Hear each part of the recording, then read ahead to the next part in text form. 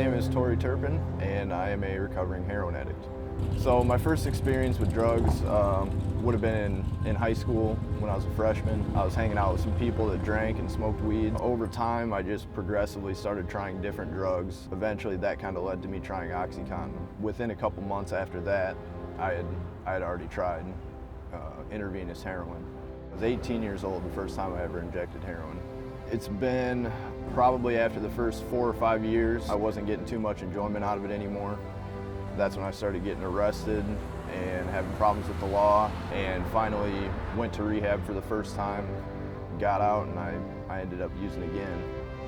The last time that I was in treatment was 14 months ago, so I've been clean for 14 months now. So my daily struggle is trying to stay vigilant in my recovery and make sure that I'm always doing something for my recovery. I don't have a desire to use drugs anymore. I still think about it every now and then. It's pretty fleeting, but mainly my daily struggles today are trying to live life as a normal person. I spent so many years using drugs, and heroin took so much from me that I have really no knowledge of how to live as a normal human being, or as what some people would consider like a normal human being. Like the day-to-day average stuff is difficult, especially when you first get clean, because you really don't have any experience with that when you're out using. Your life is so different. So I've overdosed myself quite a few times and woken up in hospitals, woke up in the back of ambulances. I've been injected with Narcan numerous times, probably about a dozen. And I have a lot of friends that were not fortunate enough to be able to be revived. One experience in particular is I had moved out of state. I had tried to make a geographic change because at the time I didn't really realize that I was going to take my addiction with me wherever I went. One of my really good friends at the time, he was driving in a car with some people to Chicago to get some heroin. And on the way back he kind of passed out, and they weren't sure if he was sleeping or not, but they didn't want to take him to the hospital. He ended up, within an hour or so before they realized how bad it was, he had already begun kidney failure and had to be put on life support, and then his family pulled the plug a few days later, and that had a big impact on me.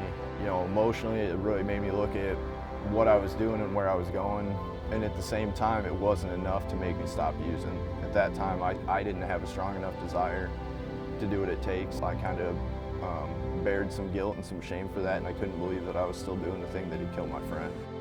My biggest fear was running out of drugs or not having drugs, like going through withdrawal symptoms. I had really no fear of prison or losing my family or hurting people. I do know a lot of people that are still using. My biggest fear for them is that they won't find their way to recovery or find their way to a better life.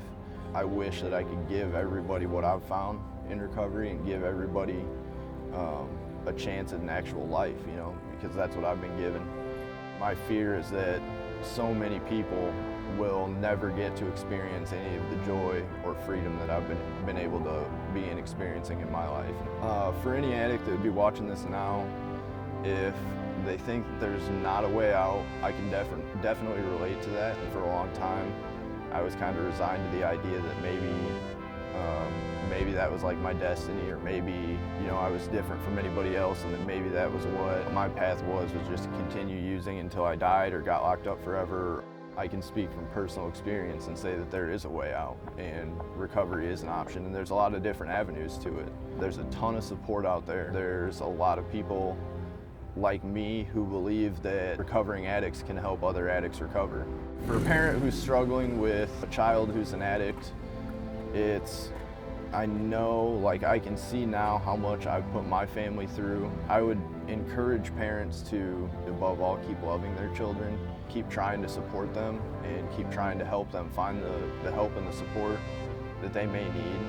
The best thing that you can give an addict who's really struggling is hope that things can be better, and that they're worth it, and that every addict is worth having a better life and is worth being loved.